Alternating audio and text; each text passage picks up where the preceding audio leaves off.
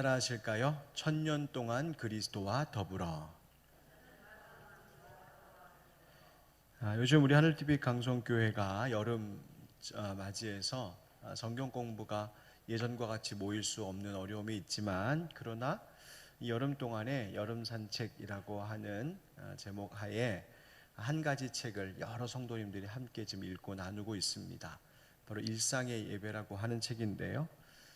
성도님들이 함께 읽고 또 나누면서 얼마나 많은 은혜를 경험하고 있는지 모릅니다.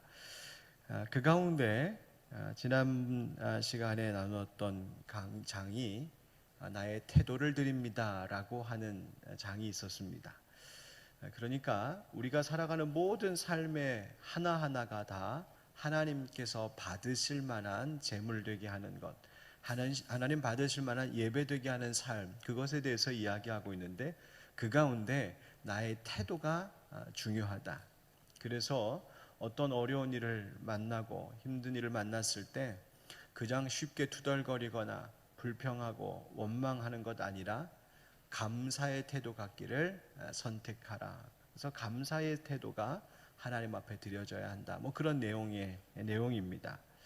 그 책의 내용을 읽어보면 우리의 말이 얼마나 중요한지, 또 우리가 무엇을 선택하는 데 있어서 기준이 얼마나 중요한지를 깨닫게 됩니다. 그런데 우리가 어떤 말을 해야 하는가, 또 어떤 선택을 해야 되는가 등의 그 기준은 결국 무엇으로 결정나는가 곰곰이 생각해 보니 그것은 내가 누구인지를 바르게 아는 것에 있구나 깨닫게 되었습니다.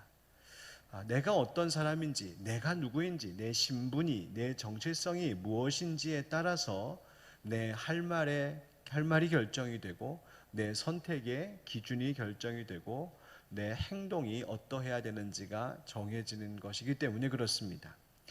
여러분은 사람들이 당신은 누구입니까? 라고 물어보면 뭐라고 대답하시겠습니까? 바로 그것이 그리스도인들이 늘 가슴속에 품고 다녀야 할 대답입니다. 오늘 말씀을 통하여서 내가 과연 누구인지 한번 깨달을 수 있는, 그리고 그에 따른 그에 합당한 삶을 또 다짐할 수 있는 귀한 시간이 되기를 주님 이름으로 축복합니다. 우리가 계시록 말씀 20장까지 왔습니다. 계시록 말씀 본론 중에 이제 정말 절정, 하이라이트에 이르고 있어요. 조금 앞부분부터 다시 되짚어 보자면 계시록 17장, 18장 말씀은 뭐였습니까? 큰 성 바벨론의 패망에 대한 말씀이었습니다. 곧 하나님을 대적하는 이 세속적 세상에 대한 심판과 멸망에 대한 말씀이었죠. 그리고 19장에 이르러서는 어린 양의 혼인잔치, 여러분 기억하시지요? 곧 모든 악한 것을 멸하시고 완전한 승리를 이루어내시며 또 모든 것을 다스리실 주님, 그분과 함께하는 그 기쁨의 잔치가 벌어지는 예언의 말씀이었습니다. 바로 그때 우리 성도들이 빛나고 깨끗한 세마포 옷을 입고, 즉 그것이 옳은 행실이라 했습니다. 그 준비된 신부와 같이 그 잔치에 청함을 받는 자 복이 있다 하셨습니다. 그리고 나서 19장 11절부터는 백마 탄 자, 그래서 우리가 예수님의 백마 부대다, 그런 얘기했습니다. 마치 개선 장군과 같이 모든 것을 이기신 주님, 그분에 대한 말씀이었죠. 그래서 성경에 보면 짐승 곧 적그리스도와 거짓 선지자에 대하여서 심판하시고 그들을 유황불못에 던지는 영원한 멸망에 대한 말씀이었습니다. 그리고 성도들은 주님과 함께 백마를 타고 그분의 개선 행렬을 함께 따르는 영광을 누리게 될 것에 대하여서 예언하시는 말씀이었어요.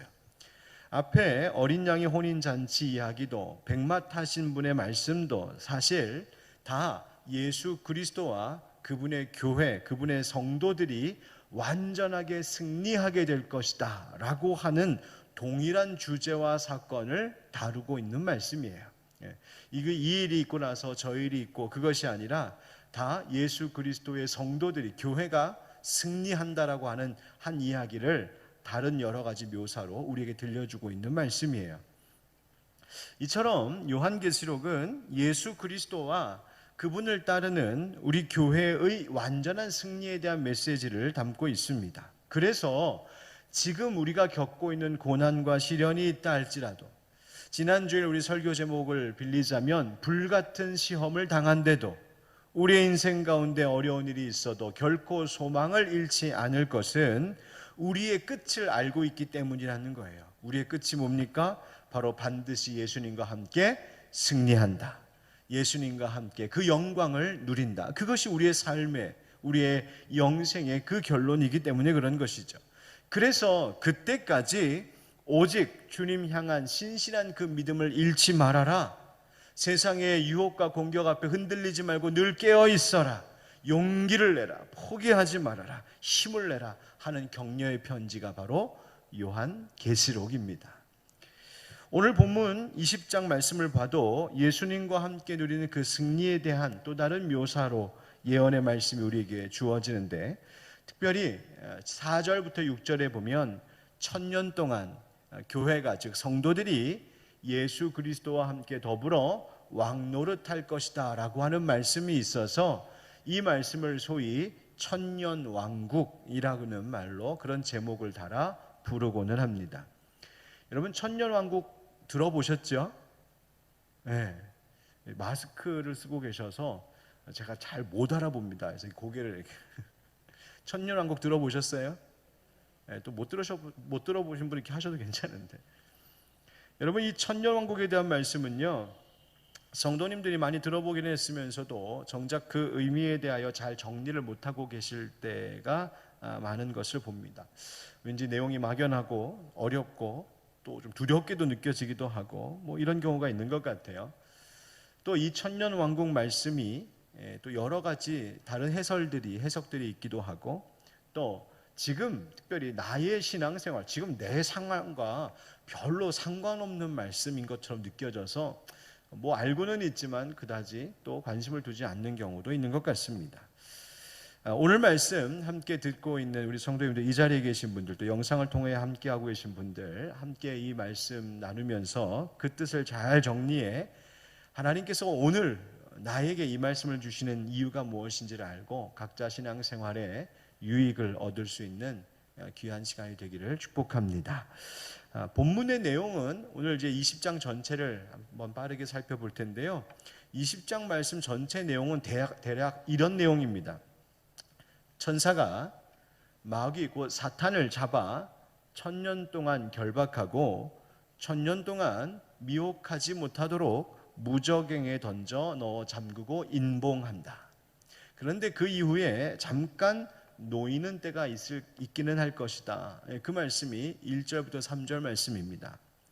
또 어떤 내용이 이어지냐면 그 1000년 동안 성도들은 그리스도와 더불어 왕노릇하게 될 것이고, 즉 믿음 가지고 살다가 육체적으로 죽음을 경험한 성도들이 다 부활하게 되는 때가 있는데, 그때 주님과 함께 왕노릇할 것이다. 이것이 첫째 부활이다. 그런 이야기를 합니다. 1000년이 다 이르게 되면 사탄이 잠시 놓이게 되고, 그것을 8절 말씀에는 곡과 마곡이라고 하는 말로 표현하는데, 잠시 후 설명하겠지만 이 곡은 마곡 땅에 있는 왕의 이름입니다. 마곡 땅은 어디에 있냐면 이스라엘 저 북쪽 끝에 있는 지역입니다. 그 마곡을 다스리는 왕이 곡인데, 이 둘이 하나님과 하나님의 백성을 대적하여 전쟁을 일으키는 세력을 이야기합니다. 그게 곡과 마곡입니다. 이 말씀이 언제 나왔었냐면 에스겔서에 나오게 되는데요. 에스겔 선지자가 뭐라고 예언했었냐면 마곡 땅에 있는 이 곡이라고 하는 이 곡 왕이 마지막 때에 이스라엘 민족을 공격하려고 침공하다가 오히려 저들이 패망하게 될 것이다. 공격하려다가 오히려 패망하게 된다. 이것을 예언했습니다. 그 예언의 말씀이 성취되고 있는 본문이 오늘 말씀인데, 그들의 싸움의 대상이 누구냐면 바로 성도들과 사랑하는 교회임을 이야기하고 있습니다. 또 어떤 이야기가 나오냐면 그 이후에 큰 보좌, 흰 보좌 위에 앉으신 이가 마지막 큰 심판을 하실 것에 대해서 말씀하시는 내용이 11절부터 나옵니다. 이 크고 흰 보좌, 옛날에는 백보좌 그랬어요. 크고 이 흰 보좌는요, 그 보좌에 앉으신 분의 권세가 얼마나 장엄한 것인지 그리고 그 앉으신 주님의 그 영광, 그 임재를 상징하고 있는 표현이 바로 크고 흰 보좌입니다. 이 심판의 보좌에 앉으신 분이 누굴까? 바로 성부 하나님께로부터 심판의 권세를 받으신 성자 예수 그리스도, 바로 그 어린 양임을 알 수 있어요. 그때 하나님의 생명책에 기록되지 못한 이름들은 불못에 던져지는 심판이 있습니다. 이것이 바로 20장의 전체 대략의 내용입니다.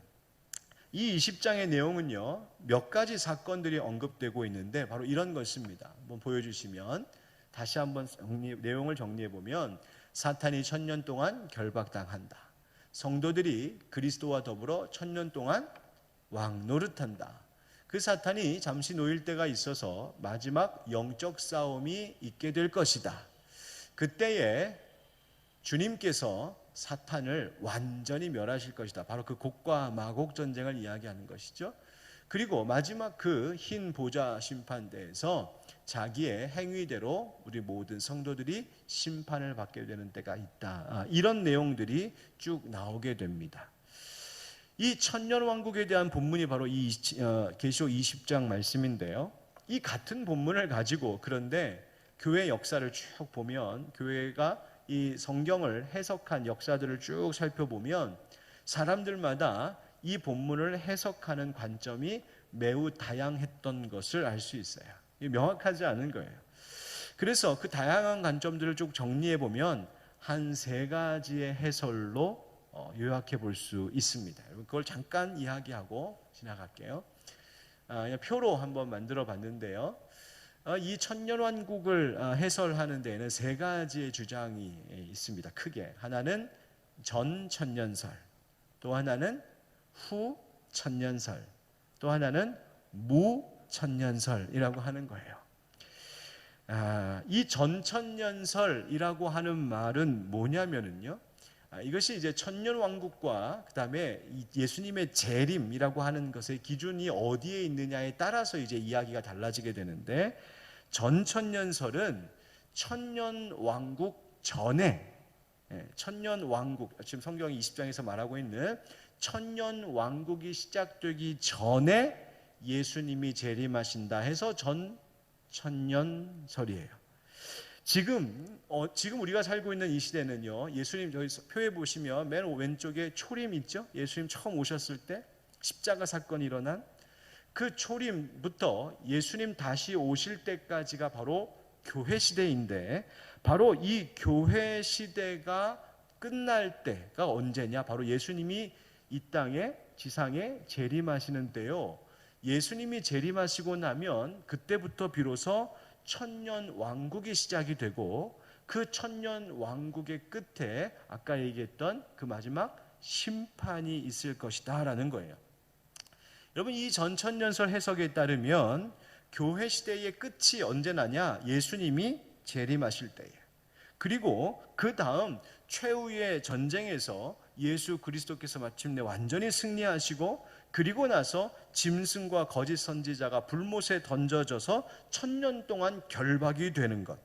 그리고 나니까 그리스도께서 성도들과 더불어 그 1000년 동안에 함께 이 다스리시는 천년 왕국이 시작되고, 그러니 이 천년 왕국은 이 사단이 완전히 결박되어서 이 땅 가운데 참된 평화와 참된 공의의 시대가 열리는, 소위 그래서 황금 시대, 그런 시대가 열리는 것이 이 땅에서 이루어질 것이다. 이 천년 왕국이 이 땅에서 이루어질 것이다. 지상에서.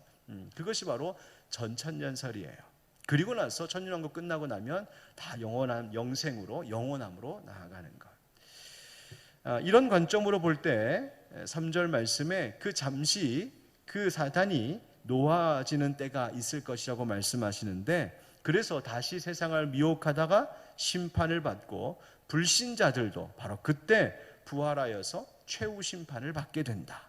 그래서 불신자들도 다시 불못에 던져지게 되고, 그 심판 이후에 바로 영생을 얻게 된 성도들은 영원한 생명으로 새하늘 새 땅에서 주님과 더불어 영원히 산다. 이것이 이제 전천년설이에요. 그러니까 천년왕국 전에 예수님이 재림하시고 예수님이 이 땅에 오심으로 천년왕국이 시작된다. 그게 전천년설이에요. 그런데 이 같은 본문을 두고 다르게 해석하는 사람들도 있어요. 또 후천년설을 주장하기도 합니다. 이 말은 말 그대로 천년 왕국 후에 예수님이 재림하신다. 그러니까 지금 우리가 교회 시대를 살고 있잖아요. 그런데 교회 시대를 살다가 어느 시점이 되면 천년 왕국이 시작될 것이요, 이 천년 동안 많은 사람들이 예수 그리스도의 복음을 듣고 회심할 기회를 얻게 되어서 살아간다는 거예요. 왜냐하면 이 천년 동안은 사탄이 결박되어 있기 때문에 이 땅에 하나님의 평화와 공의가 있을 것이다. 그러다가 나중에 그 복음을 듣고 회심하게 된 이들이 바로 예수님이 이제 천년왕국 끝에 재림하시게 되면 그때 다 같이 영원함으로 들어가게 될 것이다.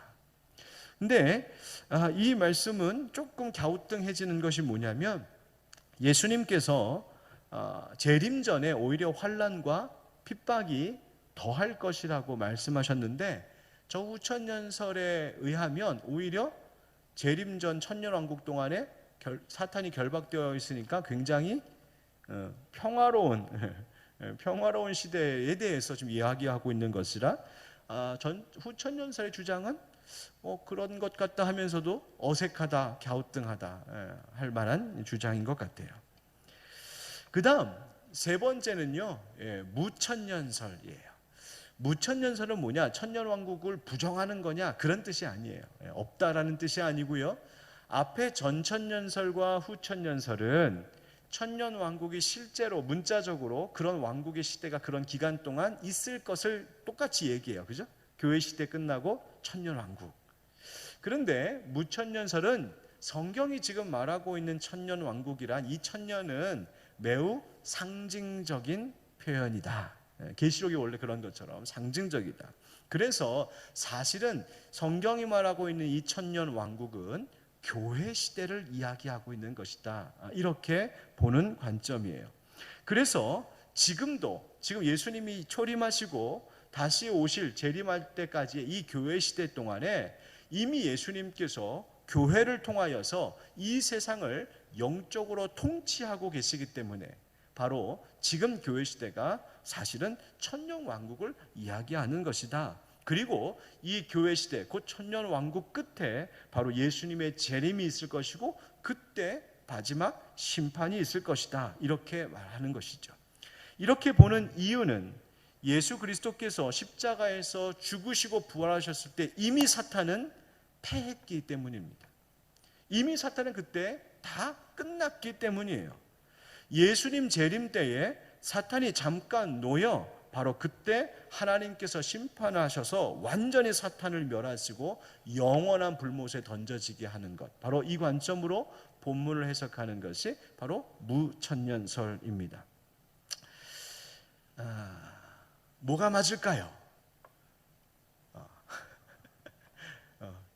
자, 전천년설, 후천년설, 무천년설. 이게 다수결로 결정할 수 있는 게 아니에요.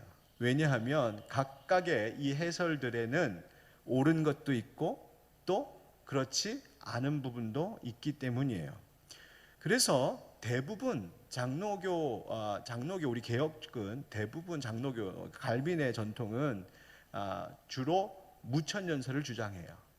그런데 한국 교회는 이 교회 우리가 우리 선교사님들 우리 한국 땅에 오셔서 우리에게 가르쳐 주었던 그 신앙의 흐름을 가만히 되짚어 보면은 전천년설의 경향이 좀 많이 있어요. 그냥 참고적으로 알고 계세요. 중요한 건 뭐냐면 이 천년왕국의 말씀 본문을 통하여서 우리가 어떤 영적 교훈을 얻느냐예요. 무엇이 중요한가? 한번 그것을 정리해 보려고 합니다. 첫 번째 따라 하실까요? 사탄을 두려워하지도 방심해서도 안 됩니다. 여러분, 사탄이 두려우십니까? 아니면 사탄은 에이 뭐 아무것도 아니야, 그런 게 어디 있어, 이렇게 생각하십니까? 여러분, 사탄은요 두 가지의 중요한 계략을 우리에게 쓰는데, 하나는 우리를 두려워하게 해서 공포에 떨게 하는 것이고요, 또 하나는 우리로 하여금 에이 사탄이 어디 있어, 그런 게 어디 있어 라고 전혀 그것에 대해서 생각하지 않게 하는 방법이에요. 그런데 둘 다 주의해야 돼요. 여러분 사탄 두려워하지 않으셔도 됩니다. 왜요? 사탄은 이미 결박당했기 때문입니다. 예수 그리스도의 십자가의 죽으심으로 이미 이기셨기 때문이에요. 여러분 오늘 본문 말씀 1절 2절 20장 1절 2절 같이 읽겠습니다. 시작. 또 내가 보매 천사가 무저갱의 열쇠와 큰 쇠사슬을 그의 손에 가지고 하늘로부터 내려와서 용을 잡으니 곧 옅뱀이요 마귀요 사탄이라 잡아서 1000년 동안 결박하여. 아멘. 여러분 예수 그리스도께서 십자가에 달려 죽으시고 죽음을 이기시고 부활하신 그 일을 통하여서 이미 사망을 자기의 권세로 붙들고 있는 이 사탄의 세력은 이미 예수께서 승리하신 줄 믿습니다. 여러분 사탄에 대한 막연한 두려움 갖지 않으셔도 돼요. 이미 예수님이 승리하셨거든요. 여러분 사탄이 우리를 공격해 올 때가 분명히 있습니다. 죄로 유혹하기도 하고요. 우리의 마음을 흔들어 놓기도 합니다. 우리의 믿음을 막 약하게 하기도 합니다. 요즘처럼 막 코로나 때문에 모일 수도 없고 삶도 생활도 어려워지고 교회가 힘을 내기도 참 어렵고 또 지금 거기다 막 나라에 물난리까지 나고 이런저런 일들 속에서 사탄은 우리에게 두려움을 넣어요. 불안과 근심에 떨게 합니다. 또 그런 사탄의 유혹과 공격에 넘어질 때마다 우리가 당할 때마다 우리는 또 그만큼 마음이 약해지는 거죠. 두려워하는 거예요. 아, 내가 사탄을 당할 수가 없나 보다. 그래서 걱정하고 근심하고 불안해하고 두려움에 빠져 삽니다. 실제로 교인들 중에 이런 두려움에 시달리시는 분들이 종종 계신 것을 봐요. 불안함과 근심에 시달리는 분들이 꽤나 많더군요. 우리의 마음이 이제 약해지고 건강도 안 좋아지고 삶이 지치면 우리가 흔히 이제 우울증 그렇게 말하잖아요. 그런 우울증과 같은 우리는 절망스러운 내 마음의 상태를 비집고 사단이 우리를 공격해 오는 것이죠. 근심하게 하고. 그래서요 잠도 못 이루게 합니다. 건강이 점점 더 쇠약해집니다. 늘 심적으로 영적으로 늘 위축되어 있고 아니면 반대로 막 민감해져 있고 예민해져 있고 그래서 쉽게 막 분노하기도 하고 짜증내기도 하고 아니면 막 약해져 있기도 하고. 그러나 여러분 잊지 마십시오. 여러분을 위하여서 생명 내어주신 예수 그리스도께서 이미 그 모든 악한 것들을 이기신 줄 믿습니다. 예수님 승리하셨어요. 그러니 여러분 사탄 두려워하지 마십시오. 우리가 두려워할 분은 오직 하나님 한 분뿐이신 줄 믿습니다. 여러분 사탄 때문에 두려워하지 마세요. 걱정하지 마세요. 그런데요 그렇다고 해서 사탄을 방심할 것은 아니에요. 왜요? 사탄은 지금도 우는 사자와 같이 두루다니며 삼킬 자들을 찾고 있노라고 주님 말씀하시잖아요. 그래서 사탄은 지금도 유혹하고 공격해 옵니다. 그럼 여러분 궁금해지죠? 아니 예수님이 이기셨다면서요. 이기셨는데 왜 또 우리를 공격하는 거예요? 궁금하잖아요. 학자들이 이 부분에 있어서 자주 인용하는 역사 이야기가 있어요. 제가 처음 인용하는 거 아니고요. 학자들이 이 계시록의 말씀을 이제 설명하면서 이 부분을 가지고 많이 이렇게 인용해요. 무슨 역사 이야기냐면은요. 여러분 2차 세계대전 때 이야기예요. 2차 세계대전이요. 1944년 6월 6일에 연합군이 유럽 대륙을 다시 탈환하기 위해서요. 노르망디 상륙 작전이라는 것을 펼쳤어요. 여러분 사진 혹시 준비되어 있습니까? 네, 여러분 아시죠? 이 프랑스 북부 해안이에요. 그래서 연합군이 그 독일과 싸우는데 이 연합군이 6회 공군이 다 연합해서 프랑스 북부 해안으로 상륙해 갖고 이 유럽 대륙을 다시 탈환하려고 하는 작전이었어요. 이것이 이제 6월 5일이었는데 해안의 조수가 별로 좋지가 않아서 당시의 사령관인 아이젠하워 장군이 이걸 어떻게 할까 고민하다가 1944년 6월 6일 새벽에 강행합니다. 그래서 노르망디 상륙 작전을 펼쳐요. 그런데요 지상 최대의 작전이었노라고 육지로 바다로 하늘로 완전 총동원해가지고 상륙 작전을 펼치게 되고 이 엄청난 규모의 작전으로 독일군을 밀어붙입니다. 그래서 이 노르망디 상륙 작전으로 인해서 연합군이 2차 세계대전 마지막에 승기를 딱 잡는 결정적인 작전이 되었어요. 이 작전 성공의 날을 D-Day 잡아서 그렇게 준비했거든요. 그리고 이 상륙작전이 펼쳐진 6월 6일부터 독일군은 사실 힘을 하나도 쓰지 못했습니다. 완전히 기세가 다 꺾였어요. 끝난 것이었어요. 그런데 실제로 독일군이 항복 선언하고 연합군의 승리가 실제로 선포된 날은 언제였냐면 그 이듬해인 1945년 5월 7일이었어요. 그리고 나서 8월에 우리 8월 15일에 우리나라 해방까지 이제 역사가 이어지는 거죠. 그래서 그 연합군이 승리했다, 독일군이 졌습니다, 항복하고 연합군의 승리를 선언한 날을 Victory Day, 그래서 V-Day 이렇게 얘기해요. 그러니까 실제로 독일군의 기세가 완전히 꺾였던 D-Day, 그 노르만디 상륙작전이 있었던 때와 실제로 연합군이 완전히 승리했다, 독일군은 끝났다 라고 선언한 V-Day 사이에는 긴 시간이 있죠. 바로 그 중간 사이를 살고 있는 것이 지금 교회 시대다, 그렇게 설명하는 거예요. 비유적으로. 무슨 말이에요? 사탄이요, 예수님 초림하셨을 때 예수님 십자가 사건으로 완전히 사탄은 끝났어요. 그때 힘 못 써요. 이제는 완전히 그 사탄의 운명은 결정난 것이었어요. 그런데 예수님께서 다시 오시는 그 재림 때에 그 승리가 완전히 선포될 것이요, 그래서 이 사이에 사탄이 결박당하고 아무 힘을 못 쓰는 사탄이지만 그 빠진 힘을 가지고 소위 마지막 발악을 하고 있는 거예요. 예수님께 승리하신 개선장군 백마 타신 분이신 예수님께는 어떻게 할 수가 없으니까 그의 소유된 성도들, 교회 괴롭히고 있는 거예요. 자기가 끝났으니까 같이 죽자는 거예요. 같이 죽자. 물귀신 작전 쓰고 있단 말이에요. 지금 사탄이 그 중간 때를 우리를 괴롭히고 있는 것이다, 그렇게 설명하는 거예요. 여러분, 그렇기 때문에 이미 사탄은 끝났기 때문에 우리가 사탄을 두려워할 필요는 없어요. 여러분들 혹시 사단의 악한 권세, 여러분 마음에 막 사단이 우리를 미혹하고 우리를 공격해오고 우리를 흔들 때, 그것 때문에 여러분 잠 못 이루고 막 고민되고 시험 들 때 여러분 선언하세요. 이미 예수가 승리하셨노라고. 다만 사탄이 여러분들 그렇게 공격하고 흔들 때에 우리의 마음이 약해져서 무너지거나 아니면 내가 절망에 빠지거나 아니면 유혹에 넘어가서 같이 죄를 짓는 자로 되돌아가거나 하지 않도록 방심하지 말아야 된다는 거예요. 그래서 깨어 있어야 된다. 영적으로 무장하고 있어야 된다는 것이죠. 여러분, 사탄의 마지막 공격이요, 우리에게 여러 모양으로 다가옵니다. 이단과 같은 거짓 가르침으로 다가오기도 해요.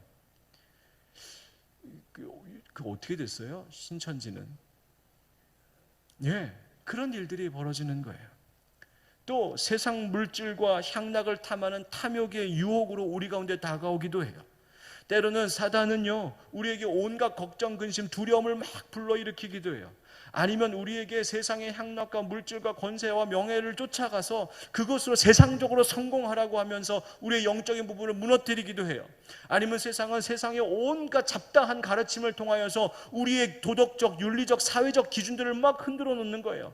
동성애와 같은 성적인 문제에 있어서도 뭐 기준을 흔들어 놓기도 하고요, 물질의 문제에서도 흔들어 놓기도 하고요, 기준이 모호해지게 만들어 버리는 거예요. 여러분, 아니에요. 그럴 때마다 우리가 깨어 있어야 돼요.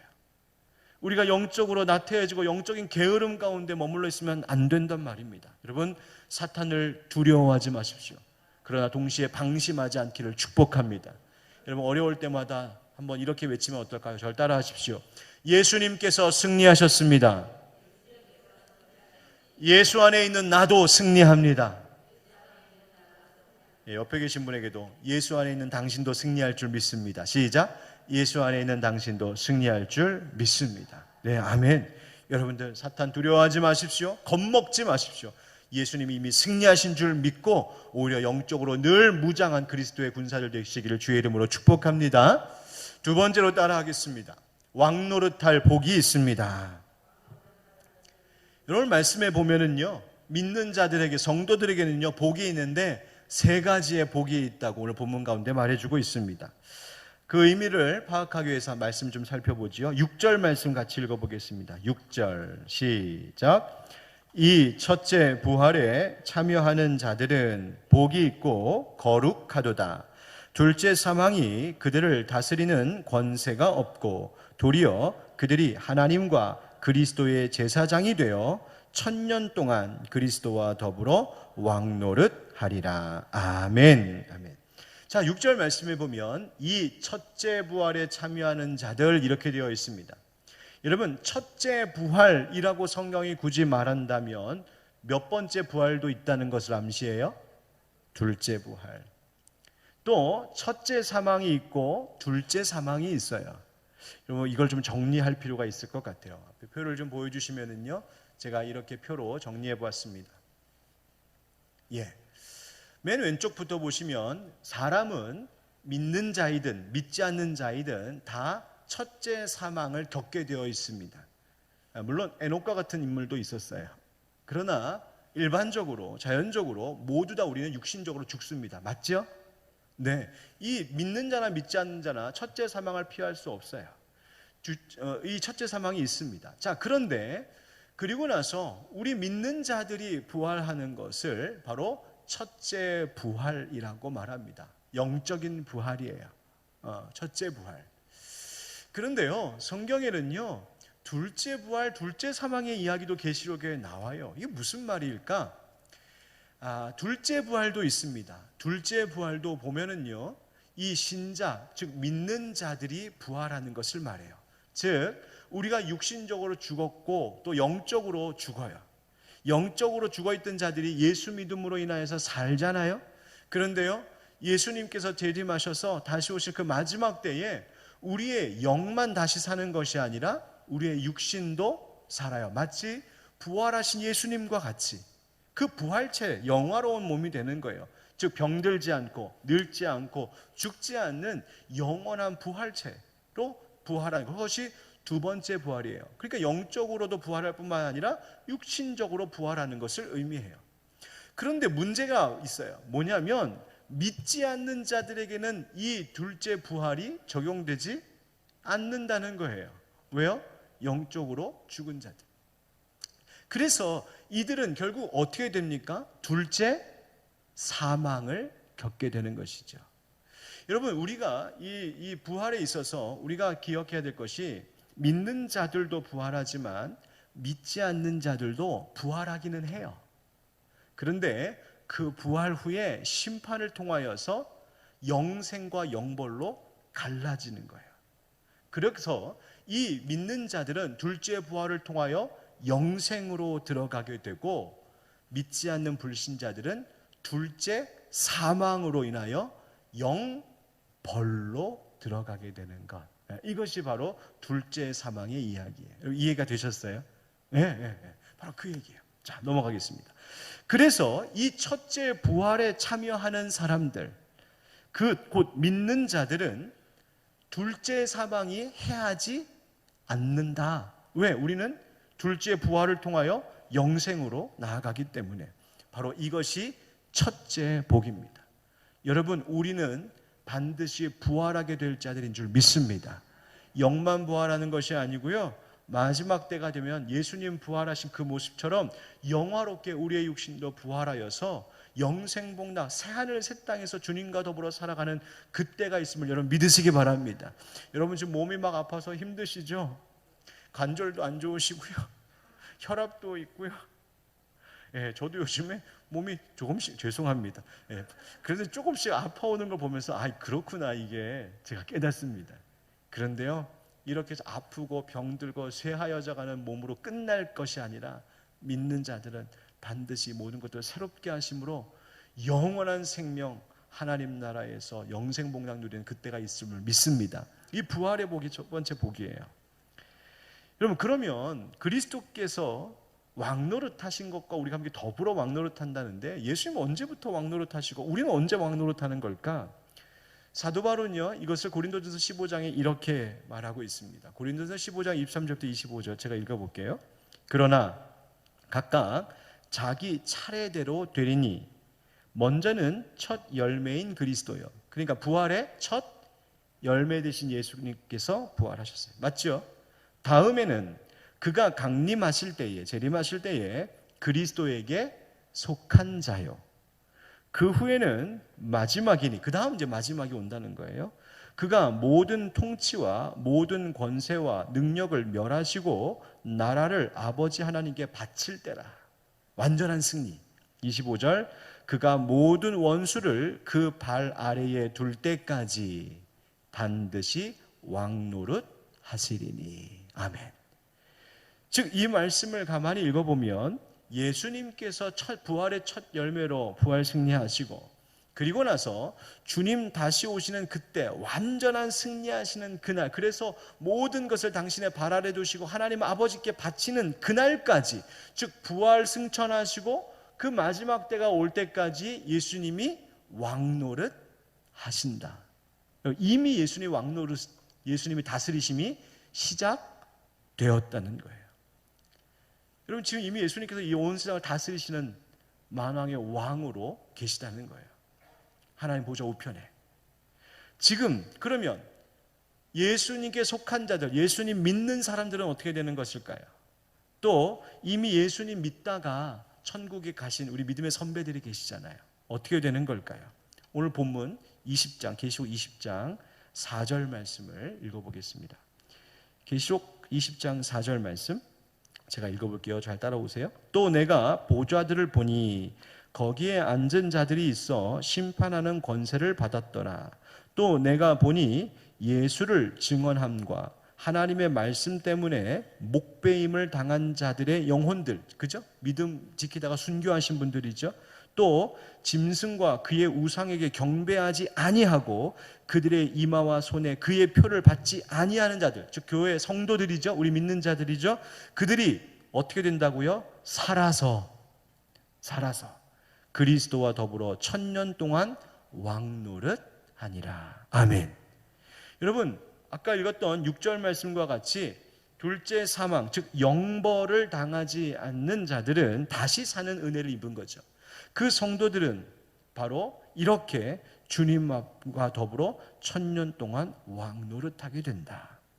베드로전서 2장 9절의 말씀과 같이 그러나 너희는 택하신 족속이요 왕 같은 제사장들이요 거룩한 나라요 그의 소유가 된 백성이다 하셨던 그 말씀이 이루어지는 거예요. 그래서 그들이 뭘 하느냐? 바로 하나님과 예수 그리스도의 제사장이 돼요 라고 되어 있어요. 이것이 바로 두 번째 복이에요. 우리가 부활하는 복을 누릴 뿐만 아니라 부활하면 하나님의 소유된, 바로 하나님께서 주시는 안전과 하나님의 주시는 완전한 그 평안 가운데 살아가는 하나님의 소유된 왕 같은 제사장이 되는 것, 바로 그것이 우리 두 번째 복이에요. 세 번째 복이 있어요. 바로 그것이 뭐냐면 계시록에서 지금 말하고 있는 1000년 동안 그리스도와 함께 더불어 무슨 노릇한다고요? 왕 노릇한다고요. 우리가 부활하면 하나님의 소유가 되어 하나님을 위해 섬기는 그 영원한 생명을 살 뿐만 아니라 그리스도와 더불어 왕 노릇하는 것, 이것이 세 번째 복이에요. 이 복은요 계시록 5장 9절부터 10절 말씀에도 이미 예언되어 있던 말씀이에요. 우리 한번 같이 읽어보실까요? 앞에 있습니다. 시작. 그들이 새 노래를 불러 이르되 두루마리를 가지시고 그 인봉을 떼기에 합당하시도다.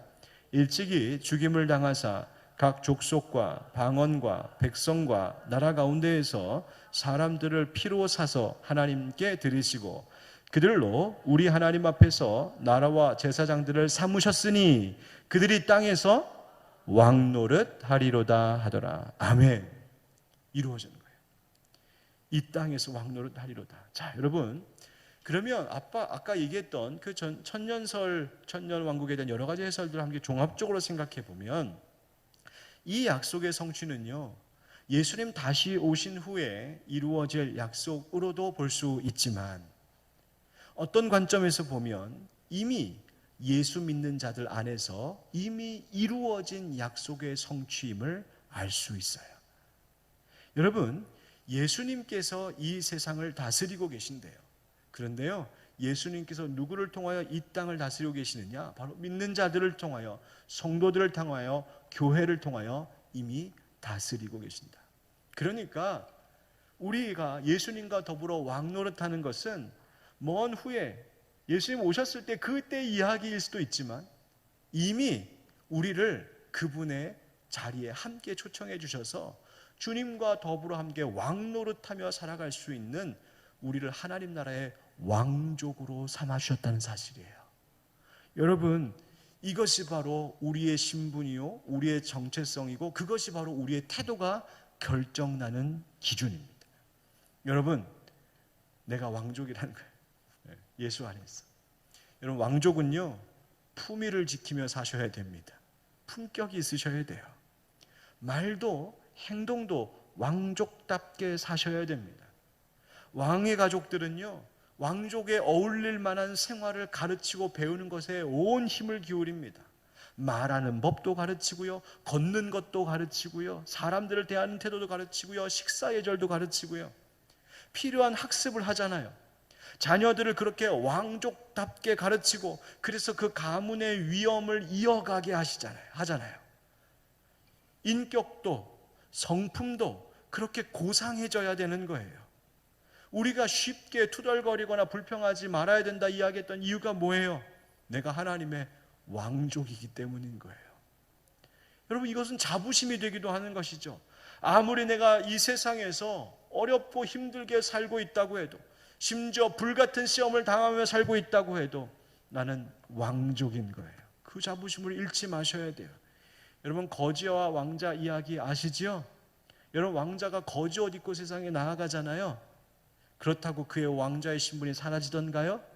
아닌 것처럼, 여러분, 우리가 지금 이 세상 가운데 있을 때에 우리의 모습이 비록 이와 같아 할지라도, 연약함이 있다 할지라도 내가 거룩한 왕족임을 기억하고 오히려 세상의 헛된 것, 악한 것, 더러운 것, 추한 것, 천한 것과 손잡지 말아야 한다는 거예요. 여러분, 우리가 왕족인 줄 믿고 그 왕족다운 품위를 지키며 사시길 축복합니다. 그리고 세상에 오히려 끌려다니지 말아야 합니다. 오히려 세상을 다스리며 사셔야 돼요. 지금 좀 어렵고 힘들다고 해서 여러분 주눅들지 마시고 영적으로 의기소침해지지 마시기 바랍니다.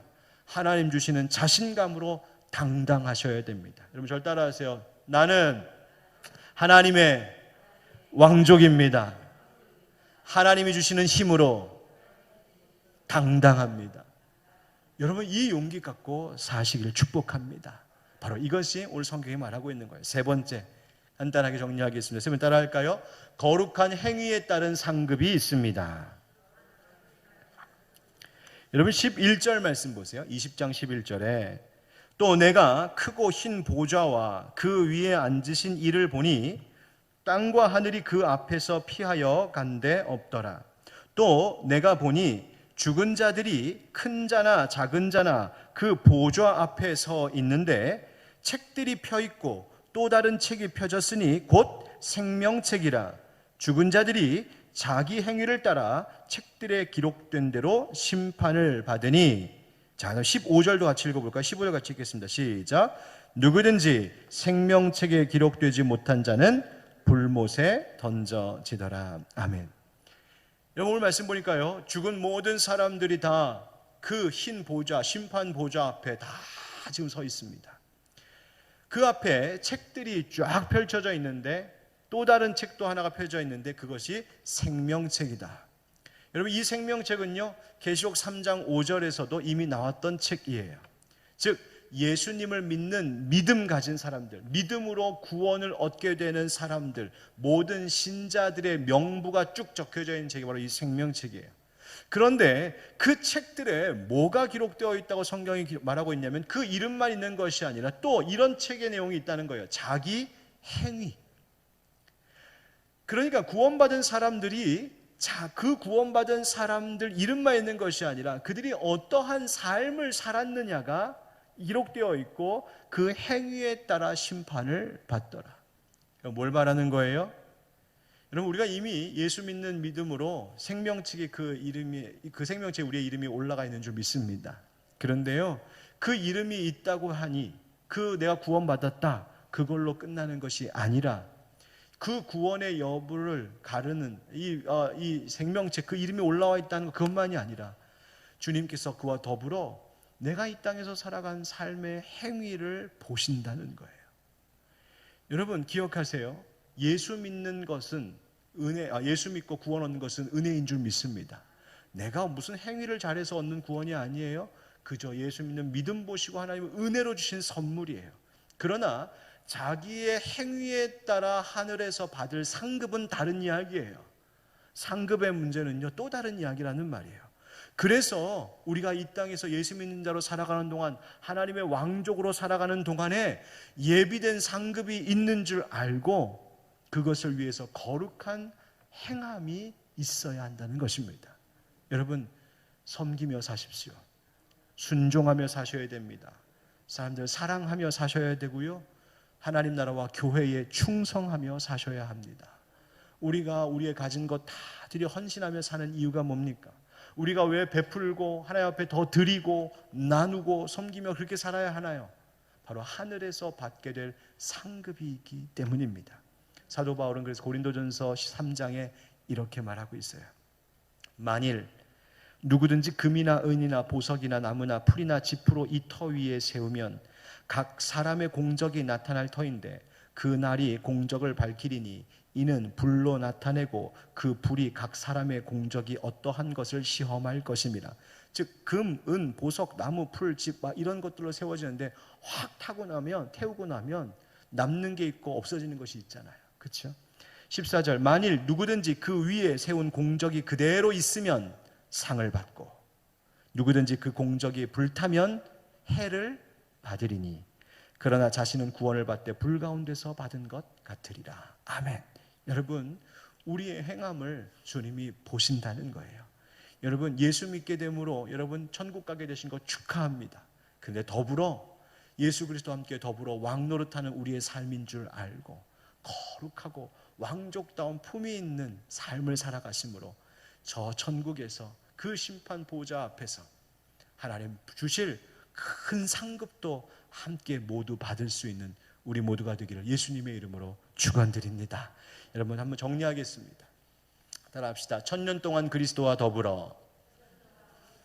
1번부터 같이 읽어볼까요? 시작. 사탄을 두려워하지도 방심해서도 안 됩니다. 왕노릇할 복이 있습니다. 거룩한 행위에 따른 상급이 있습니다. 아멘.